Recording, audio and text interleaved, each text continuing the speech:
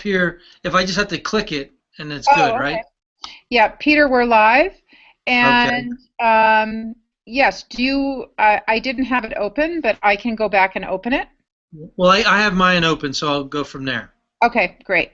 All right. So I'll start off, Sharon. Okay. Hi, welcome. My name's Peter Moran, and I'm with Sharon Davidson, and I think Brandy Bixler from Colorado is going to join us.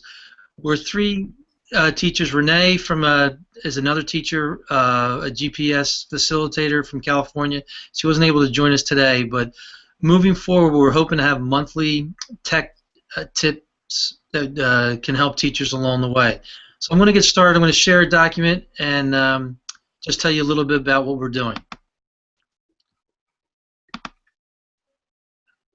Is it sharing, Sharon? No, it's not. Did Uh, you, yeah, try the screen share again? Okay, let me get back to that. And always, Yeah. okay. And then you have a choice, and I would do the one that has your whole, your Yeah. whole desktop. All right. And is it doing that coming up all? Yeah, it is.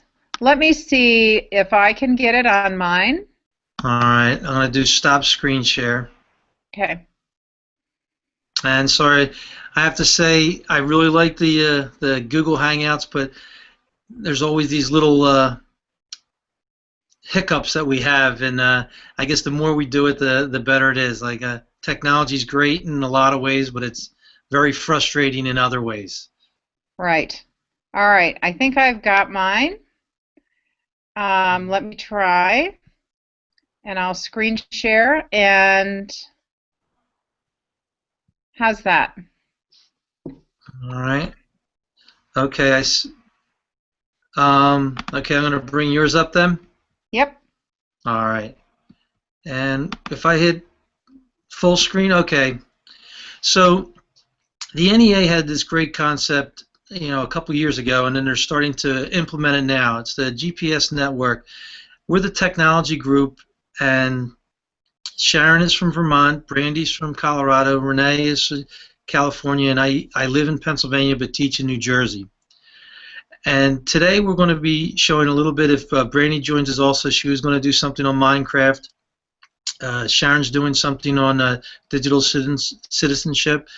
And I want to show you something that started the new year off with Google Classroom. And it does seem like, different technology tools take off at times. It seems like Chromebooks and Google Classroom this year is really taking, in my area, New Jersey, schools by storm. And I'm going to treat it like that you have no idea what it is, so we can go to the next, do it step by step. So I'm going to show you a video to start. Or I guess, do you have to forward it, Sharon? Oh, okay. Second slide. Second slide, and then the first link is a video. Wow, it's not letting me. Hang on. All right, there. Uh, And then, Let me see if, yeah, well, the one where, yeah, right there, that one. okay.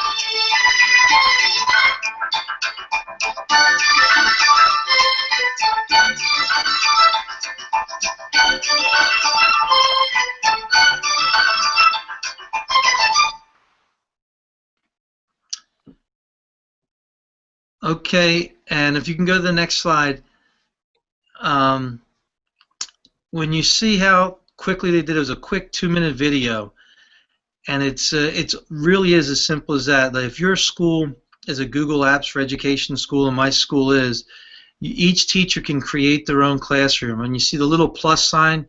When you hit the plus sign, you can either join a classroom or you can create a classroom. And if you go to the next slide, when you create a classroom, in my school right now, you would have 4th grade technology, and I have the 2 classrooms, one on Thursday, one on Friday. Then I have social studies, and I do, with them I have 6th grade, I have technology and social studies. So each one I can create a new classroom for it. When you make a new assignment, it automatically goes into that classroom that you're working in. And the biggest problem I've had for it right now is I have 6th grade for social studies and 6th grade for technology. And when I create a technology project, sometimes I put it in the social studies, and when I do social studies, I put it in the technology. But the kids are quick to correct me.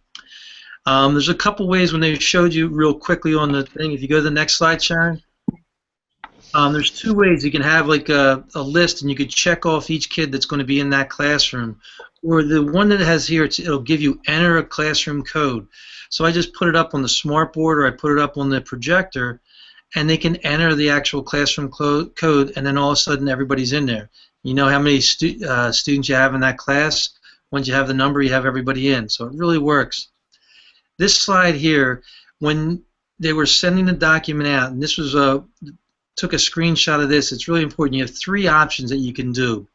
The first one is students can view it. So if you had just a document like a handout that you want everyone to look at it, and you don't want them to do anything with it, it's a great handout slide, and I haven't used that as much. The second one, it says you can edit. I don't have the need for this as much because you have all the students going in at once and saying hi, bye, and then doing that.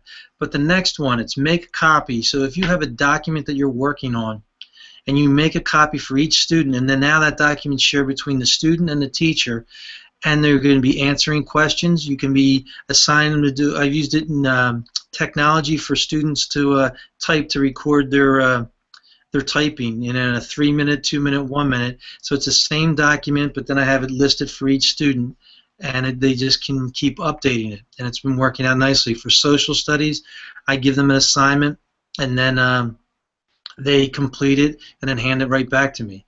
It's a really good one-day tool. If you go to the next, here's what happens when it starts getting turned in. You can see what I did this summer by Jose, Brittany, and Jennifer. And you can see when they turned it in, and it actually lets you know the students that don't turn the document in. So when you can say to them, that student that doesn't complete the assignment, so you haven't turned it in to me, like I can't give you a grade for it. And you'll still get the 1 or 2 students. Believe it or not, the internet doesn't work at some of their houses, so they have to come back into school and then complete it. If you go to the next slide, when you create it and when someone enters your classroom, Google automatically goes into Drive, and it's highlighted there on the left. It's Classroom, and this was just at the beginning of the year. I was showing the teachers how to use it on back to school, and then the staff. Our principal liked it, so she created a classroom and then had everyone share it in that way. If you go to the next slide, how I used it in social studies. Here's just a regular worksheet that was handed out to the students, and I have each student in my 6th grade social studies complete this document, and then on Tuesday this week, I said compare your answers with in groups. Had them like 4 groups of 5 students. So they had over the last couple of days section 1, 2, and 3. So now they were comparing their answers on each of the sections. And then if you go to the next slide, Sharon, I sent the assignment out, and all I gave all the students was a worksheet. And you can see up there on the top at 1022, it was just a blank worksheet. Now they're putting in the key terms. And the only thing the students, like, I can make a comment, but it's there on the side. The student has the option to check that my comment or my adjustment is okay, or they can just say, no, I like it the way it is. And the only thing I did here is my eyes are not that good, and for whatever reason, the student has as much room as possible. They have the digital images really small. And the keep calm, learn the key terms isn't one of the things that they had to do, but they're doing all the stuff they're doing. Social, class, and trade was one of the key terms, and she asked if she could put it in there. One of the things that was really nice when the students were working was when they were comparing their answers, like one student would have section 1, one had 2 were working on section 2, and 2 were working on section 3. The students are checking each other's answers, and the one, and believe it or not, it was a boy student, was looking at another girl student's answer, and he said, Mr. Moran, she's really not answering that question. And I said, well, let her know that she's not answering the question, or you could answer it better. So then they're having a dialogue together, and he goes, here's a better answer for it. And it really, it's students teaching students, and it was like up to 3 to 5 students on a document. It seems to be working really fine. And for this particular document, it's not due until Friday, so I'll be looking at it over the weekend. Here, I'm going to, if you can go to the next slide, like you did, Sharon, and you click the other video. Here's where they were using Google Classroom in the school at one of the pilot programs. And there's one particular teacher that's, believe it or not, she's 82 years old. Very good, very good, okay. Right to the beginning, Sharon. Sorry, I don't know why it keeps going to the end. Oh, okay, sure. Hang on.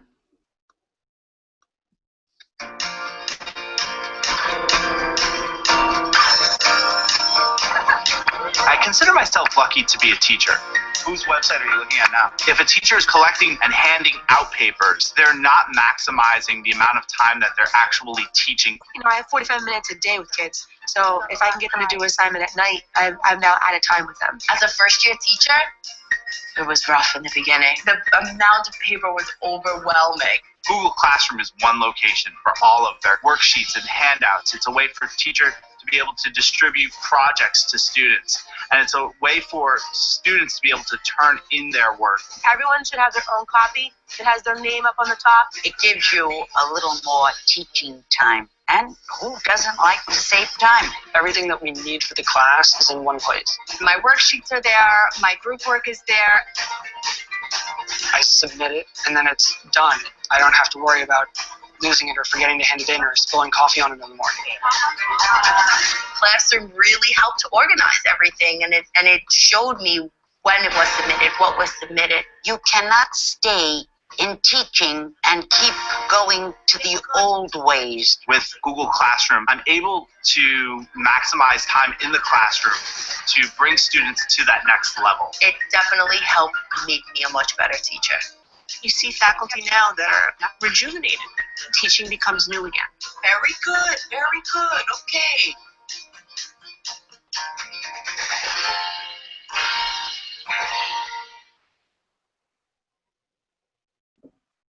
Okay, if you could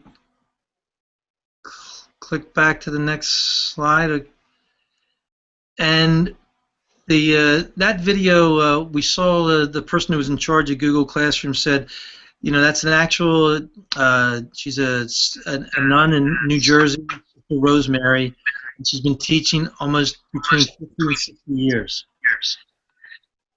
The last slide I have here is telling you to join the and it's I'm hearing an echo, so it's kind of confusing. So if you could link onto it, it would be great. And I'm going to put up this presentation in the GPS network. And if you could go to GPS network and join it, we're really going to try to be bringing you the latest in technology, whether it's Google Classroom, Minecraft, or whether it's Momo, whatever's out there, we're going to be trying to get out to the teachers. And Sharon has digital citizenship next. Okay. Thanks. I don't know why I started doing that.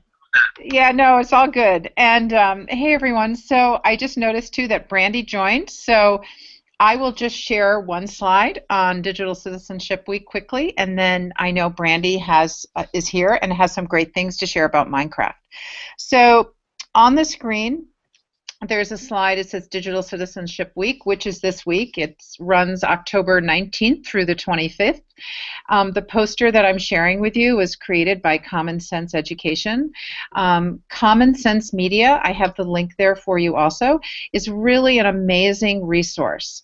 They have created lessons to help teachers work with their students and how to teach them about the importance of being safe, kind, and responsible when using not only digital tools, but when you are also engaged online in online activities that are related in regards to things that you're learning about.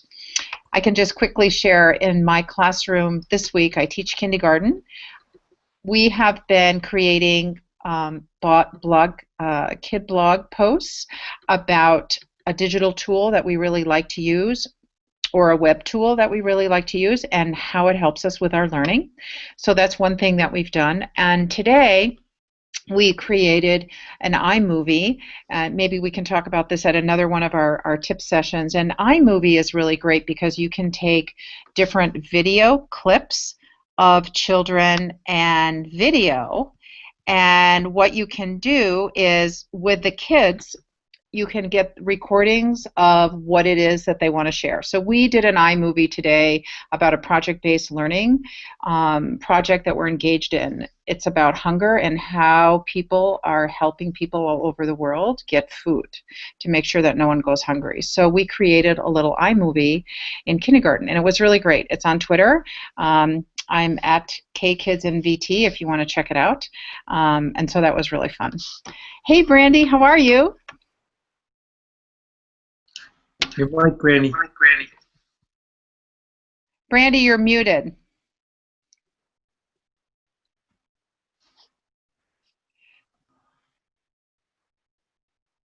Can you hear me now? Yes. Yeah. Hi, Brandy. Hi. So, how's everybody doing? Hey, good. We're Am I good. echoing? A little bit. Okay, I don't really know what to do about it. No, that's all right. I'll put my headphones on too. Okay. So right now I'm just using Minecraft with my 6th and 7th grade students to do like an online virtual world simulation, and we're doing a colony project. And I can share my website where I have it all laid out and kind of just talk through that. Let me find it. All right. So I think I just click on share screen now, right? Mm-hmm.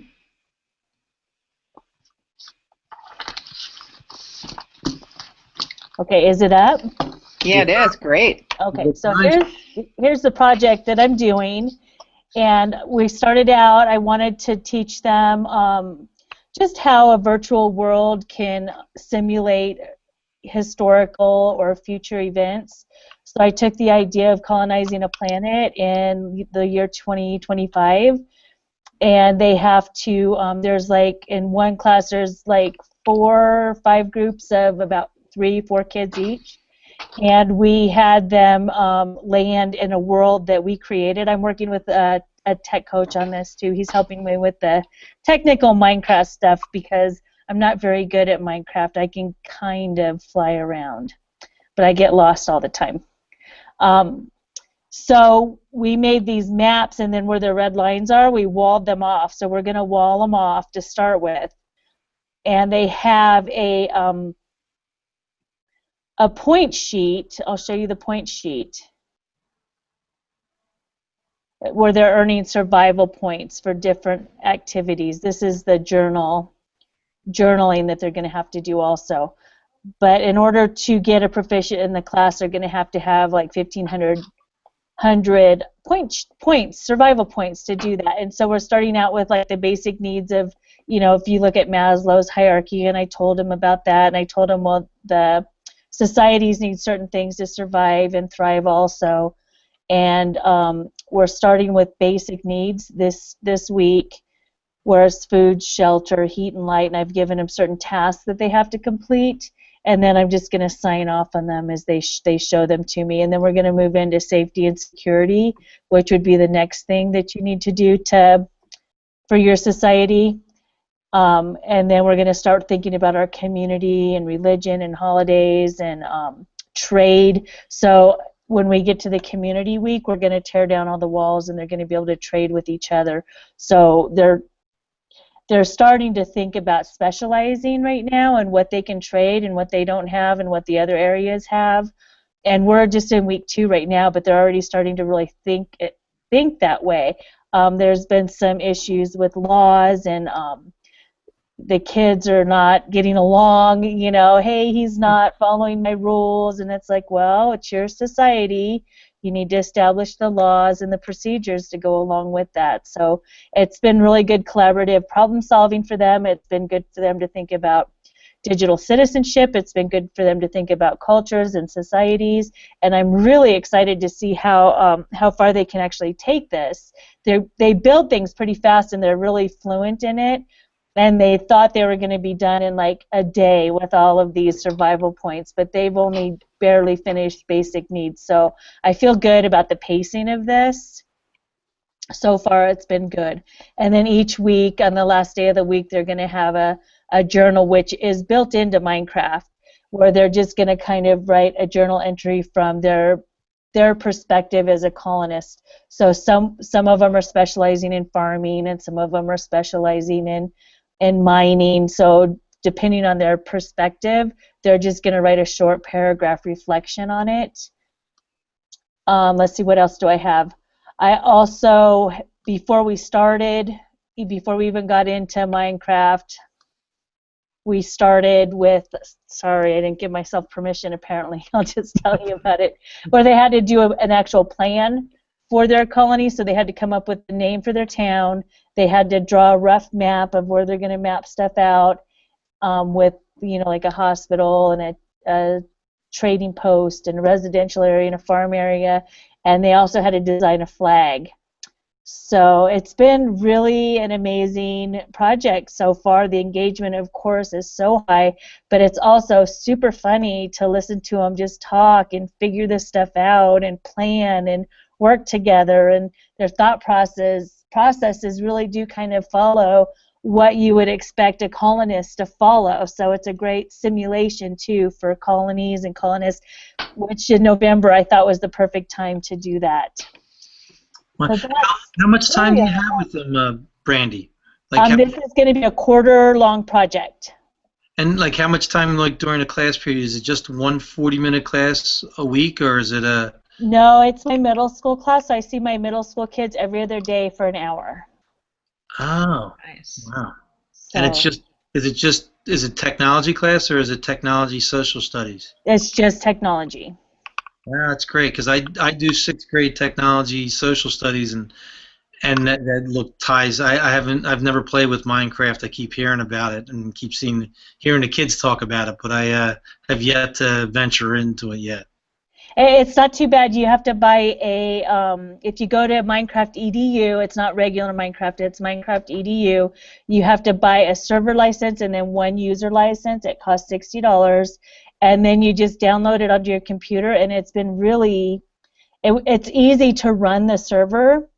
What's hard for me is I'm not spatially very talented, so I have to learn the commands and learn how to fly around and learn how to build. But the good thing is the kids are experts at it, So when I want to know how to do something, they just show me. Like I went and grabbed a 5th grader this morning because I was trying to play around with it, and I got stuck in lava underground, buried, and I couldn't figure out how to get out.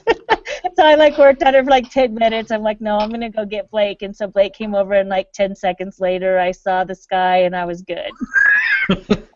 Your knight in shining armor is a 5th grader. Right, exactly. So, you know, it's just a matter of being brave enough to give it a shot, even though you don't know everything. They are experts at it. Even the 2nd graders are experts at it. I know that's what. Now, do you have it just on a separate server, or do you have it just built into your server, like with when you got the $60 thing? It's just on my laptop. Oh, it's just on your laptop, and then you could send it out to other computers then? So what they do is they use the IP address, and they just do a direct connect to my laptop. And I'm on the wireless running the server, and they're all hardwired in, and it works fine with that IP address direct connect. That's great. That's I definitely, I don't know if I'll do it this year, but I'll definitely be doing it next year. Right? Yeah, and I just take my laptop home, and then I can play around with it. It's like you can carry your server with you. But because of the firewalls in our school district, I can't get to it if it's sitting at school. So I have to take it home, and then if I turned it on from home, me and the students, I think, could all get access to it in the evenings. Oh, well, that's So nice. that's why I put it on our laptop. Well, that makes sense. Yeah, because the firewalls they do more damage sometimes than good. Right, exactly. They're So, necessary evil. So my website is missbixler.weebly.com, and I'll put it on the end of the slideshow with this page on it, and all the Google Docs and everything are just linked right there. Feel free to steal. I combined other teachers' work into my lesson, so it definitely wasn't only my creation. So. Well, I'm going to share this document in technology middle school, so if you guys can share it into yours also, so hopefully more people will be able to get to it. And this is going back to the whole thing that NEA was trying to bring teachers together, like the 3 of us, and Renee, when if she can make the next one, in coming out with like the latest that's out there, and trying to get people. Collaborative learnings is the #1 thing that I saw a quote the other day that no great invention was ever made by one person. When all the great inventions were collaboratively came together to change society, but it was only one person ended up getting credit for it. So it's definitely collaborative learning's a big deal moving forward. Right. Right. Hey, and if you guys ever want to get on Minecraft and play, I can set up my server and you can join it, and you can go through the tutorial world. It's pretty good. It teaches you a lot. Now, if you said, could I have my 6th grade kids work with your 6th grade kids, or is that a violation? We could, I think. However, I would have to figure out with IT how to get an open port, so that they would be able to get through our firewall to connect to my server.